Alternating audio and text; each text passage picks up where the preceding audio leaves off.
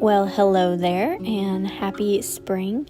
Almost summer, although it feels like spring may be never ending here in our neck of the woods. We have had the rainiest spring in a long time, I think. We are getting flooded left and right, having all kinds of severe weather around here. I think it's rained most of the days in May. My garden is flooded, although still doing all right. Our ponds are overflowing and our little creeks are full around here. I hope you are having a lovely spring, late spring into summer, and hopefully it's sunshiny where you're at. I am going to show y'all a few antiques today. I have been doing a little bit of antiquing, not a lot, but I do have a few goodies to show y'all. I mentioned that I got this Hoosier cabinet a while ago, and I've been trying to fiddle with it and figure out how I want to have it. I think I finally have it, although in the background there it's not fully done yet. But a few of these little treasures helped me out. You know, the embroidered linens, always the doilies. I even found my first hen on a nest or chicken on a nest, whatever it's called. Got a little kitchen timer. That reminds me of my nanny. She always had an old-timey kitchen timer in her kitchen. This little sweet yellow tray, and I bought all of these hankies. Now, they're listed at $3 a piece, you're going to see. I did not pay that. I bought these at a deal because I bought the whole display of them. I'm always looking for hankies. I put them on Isla's dresses. I sew them into things. I hang them around the house. We wear them in our hair. I can think of a million things to do with a vintage hanky. And so when I saw this display in a local antique shop, I had to grab it up. So I did, and they cut me a pretty good deal. We have one here kind of close to where we live. It's in the next town over. And she is always good with making some kind of deal if you're going to buy, you know, the whole thing. She has made us several deals on things, so that is a lot of fun. I'll show you here in a little bit how I'm putting out the antiques all in the house and in the kitchen mostly.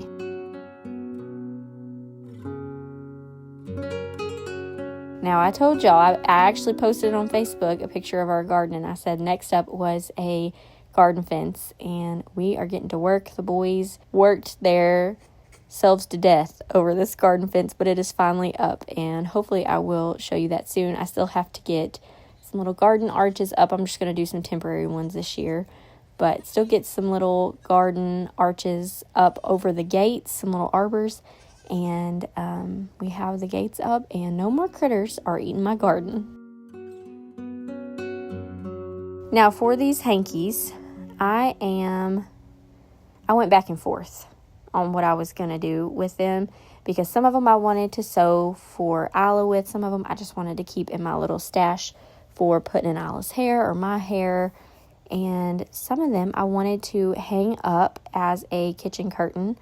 And I think this turned out so stinking cute. I saw a picture similar on Pinterest and just kind of made it work for my little kitchen window here. And I think it turned out very, very cute. While this may not be everyone's cup of tea, I sure do like it. And it gives me that old-timey, country farmhouse feel that I love so much.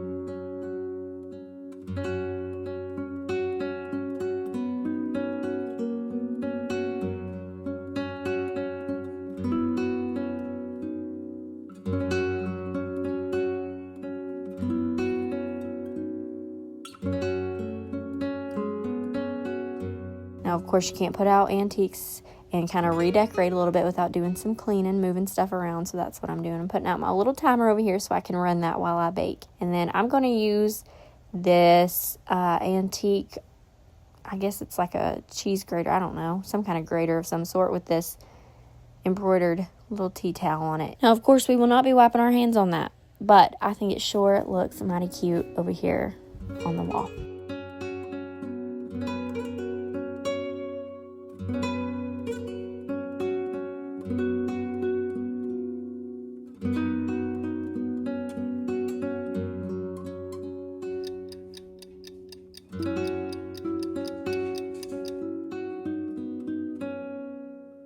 Well, it's that time of year again where my little strawberry shortcake turns into a watermelon girl. We are still making strawberry desserts, but watermelons are out, and we have planted watermelons in our garden, but she saw them at the grocery store the other day and had to have one. And we have an event coming up later this week at the church, and so we wanted to practice cutting out some little spring-inspired shapes out of our watermelon because we're going to be doing that for our event.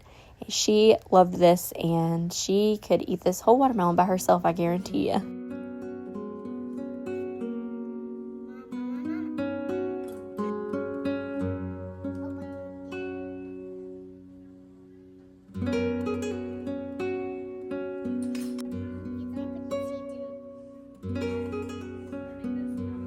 We are going to make some strawberry popsicles today. We're going to do some just plain strawberry, and some we're going to do strawberry cream popsicles. They're like a marbled look. We are starting by making our whipped cream. So we are taking about a 1/4 cup of sugar. You could also use powdered sugar, and whipping that with about a cup of cream. Then I am adding about 2 cups of strawberries, frozen. Ours are frozen, partly thawed, into the blender with about a 1/2 cup of sugar to make our berry part of the popsicle.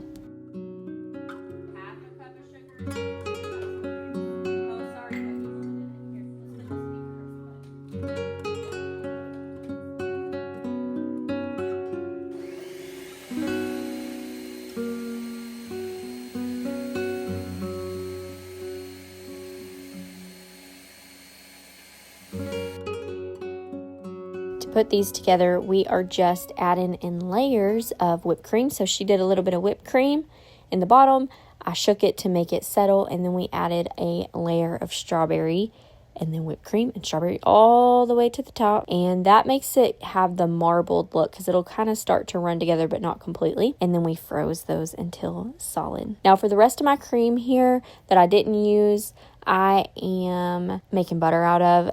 I've talked about it a billion times and starting to sound a little crazy, I'm sure, but we have a friend down the road who has opened a micro dairy, and so we are getting all our milk from her. So I am buying lots of milk, doing lots of cheese making, lots of butter making, and so any extra cream that I have that I don't use up as cream is going right into butter. So I just pour my cream into my KitchenAid and let it go until it turns to butter. I like to put a towel over the top so it don't splash out everywhere, because it will, and it'll get messy even with the towel. And then portion it out the best I can into 1/4 pound chunks. Shape it the best I can. I really want to be on the lookout for a butter mold, maybe something fun with a fun shape or something like that. But I am loving having all this. So with all my extra cream for my milk, I am making butter and freezing it, because we do like whole milk, but this is Jersey milk, and it is so creamy that it is far beyond the whole milk that we're used to.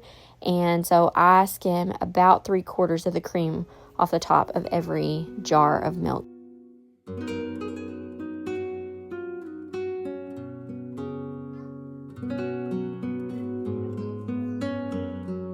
I am saving my buttermilk. I do plan to make some cultured buttermilk, but for now, I am just going to save this and use this up as I would normal buttermilk. Now, we don't have sunflowers here on the farm just yet. I have planted a bunch. We had plans to plant some more, but my mom got me these for Mother's Day, and so I am getting them in some water to have a pretty little table setting over here by the new Hoosier. And you can kind of see in the background that I have some aprons, like a little calendar, my plate wall still, and I have it kind of set up how I am liking for now.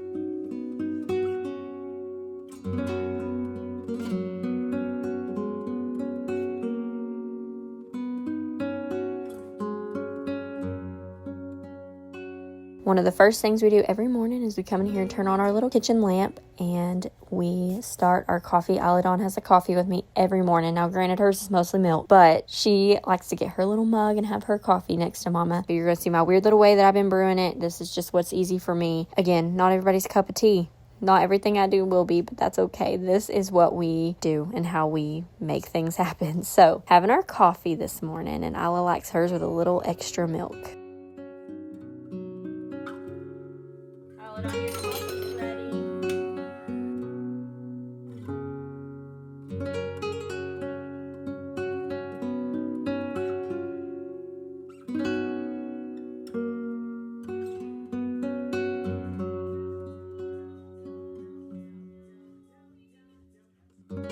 Now, let's all pray together that these roses grow. I bought these back in early spring, didn't get them planted in time. Pretty sure I've killed them, but I am going to plant them anyway. I have the pots, I have the dirt, and worst case, I did, and I can replace the pots with something else. But I'm going to get them in some soil anyways and give them a shot. I'm pretty sure they're dead. I don't know if you can come back from this, but we will see. We're going to give it a chance since I have them and I have everything that I need. I hate to waste it if they will come back for me. So getting those potted now and praying for the best.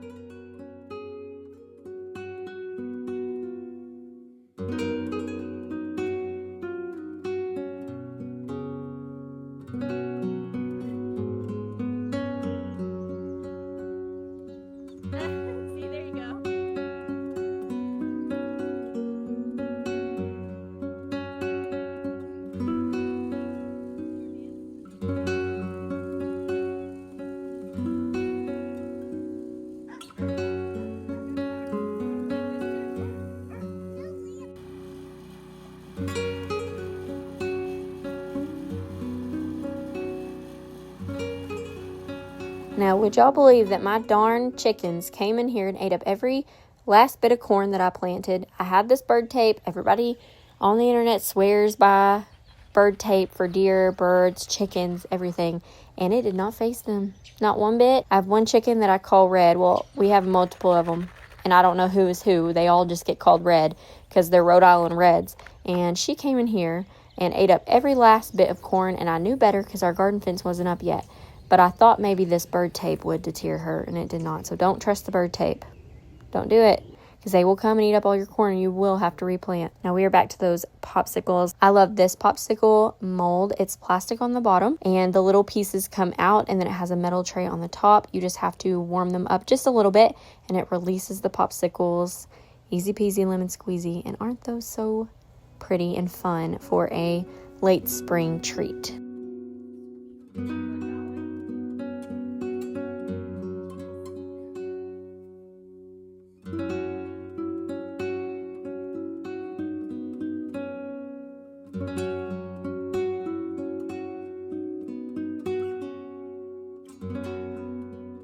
Now listen, I show y'all a lot of things, and that does not mean that I know what I'm doing. I pretty much show y'all things I know work and things that I'm trying out. So I have been seeing people taking cuttings of their various plants and basically propagating them. And so I'm going to try that with some rose bushes. And I've since gone back and added a few other things that I have in my garden or flower beds and trying to propagate them. I have no idea if this is going to work. I don't know. I don't know much. I just have seen it, and I'm doing what people say to do, and I will let y'all know if this works. But these are my David Austin Lady Gardener roses. My husband bought these for me a couple of Valentine's days ago, and it is my favorite rose bush that I have. And so I got this take root powder. It is a rooting hormone, and I am just filling some cups with soil. They have drainage holes in the bottom. I am dipping the rose cutting down into the powder and then dipping this in the soil. Now, looking back at this and doing more research and having done this some more, you really shouldn't dip your whole rose cutting into your rooting hormone, and you should cover it in it, but don't dip it down into the whole containers to contaminate the whole thing. And I should have made holes in the soil so that when I pushed the rose cutting down, it didn't strip all of that rooting hormone off. But you live and you learn. And so now I'm just putting these in a plastic bin to act as a greenhouse and to help these hopefully take root and give me a ton new rose bushes. I'm watering them a little bit and then put them in here. Roses don't want to be too soggy, so we'll see how it turns out. So far, they're not dying, so I don't know, but we'll see. I've done more since then, too, so I will let y'all know, update you on that in case you have roses that you would like to propagate, or I think it works the same way with hydrangeas, maybe a few other things. I'm trying a couple of trees that we have. You have to cut below a leaf node and above a leaf node and then leave the leaves at the top. Not too many, but enough where they can get food. So, again, I'll let you know. We'll see how it goes.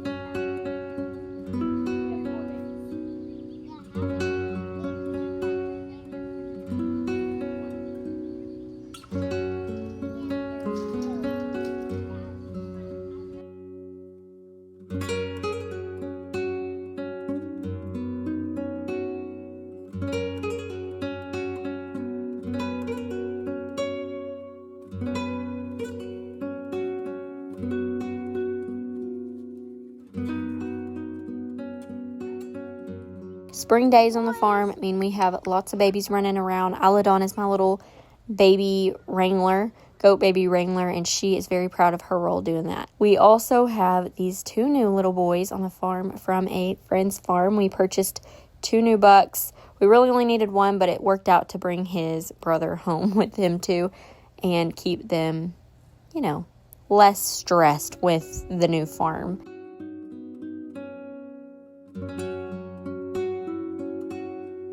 Now, on to antiques again, because apparently that's what I'm doing these days. I got obsessed after finding my little jadeite hen on a nest and had to find me a milk glass one. Don't get the app Whatnot, because that's where I got it, and if you've heard of it, you know it's very addicting, and I've since had to take it off because I have zero self-control. But I also got this little butterfly stained glass hanger that I hung in my window, and Isla is very obsessed with it. So I just think that's so cute hanging up there above my vintage hankies.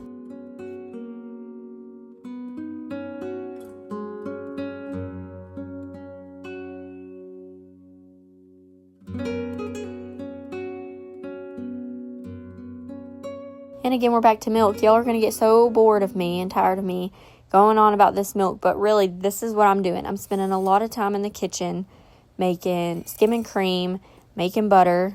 I even acquired me 2 little helpers who had to try the cream, which was so funny. But I'm making all the dairy things. I've ventured into hard cheeses. I've made a soft cheese for a while, mozzarella, ricotta, cream cheese. We're making ice cream, and that's what we're doing today. I showed y'all ice cream maybe last video, and I actually totally got my recipe wrong. I don't know what I was doing. I mean, that recipe was fine, but it's not my usual recipe. So I don't know what in the world I was doing, but I went back and found my note card that has my recipe, and I put that there. So if you want that recipe, go ahead and look. I showed it up close. But this is the one that we always make and is my favorite. So what I'm doing here, and I'm going to tell you this was a partial flop. I know the recipe is good if you do it the right way, but I tried a no-churn method of the ice cream, and I don't recommend it. I will not do it this way again. But the recipe itself is good. It's 3 cups milk, 3 cups cream. You can do 4 eggs, or you can do 8 egg yolks, whichever you want to do. And then a cup of sugar. You can add a tablespoon or 2 of vanilla if you want. And that is for just a basic country vanilla ice cream recipe. Now, I'm heating it on the stove today because I wasn't going to run it through the churner. And so I did it on the stove to make sure all of that sugar got dissolved before I put it in the freezer. But if you want a quick way to do this, you can just combine it all, mix it all, and throw it in your ice cream machine, and the actual churning will help the sugar to dissolve and be throughout the ice cream. Now, once we actually scooped this out, it was real icy, so definitely not a no churn fan, but that's okay.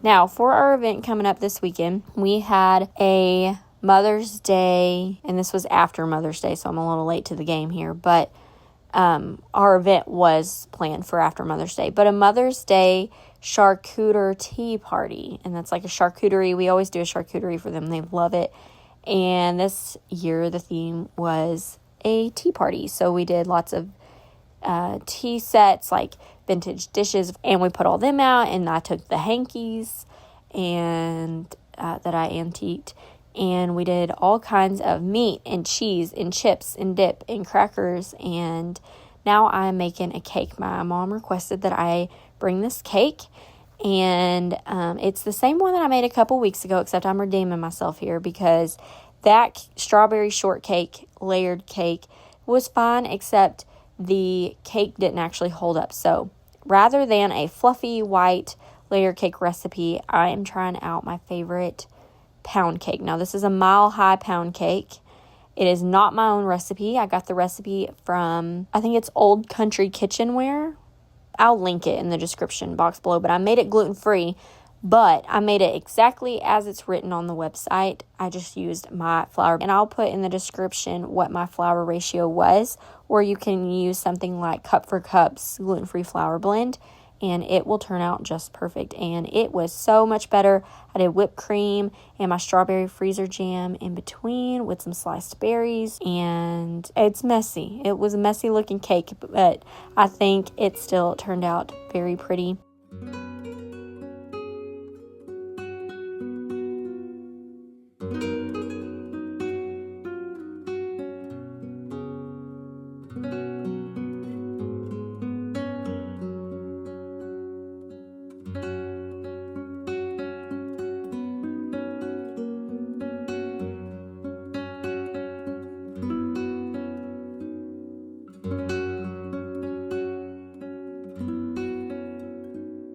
We did everything gluten-free on this table so that we also could enjoy it, except for there was some crackers that were not. I did gluten-free cookies. We did our little cutout fruit, a beautiful bouquet, lots of veggies and meats. And I just think it turned out beautiful and wonderful, and everyone had such a great time, and it was so fun to be with all of our ladies at the church.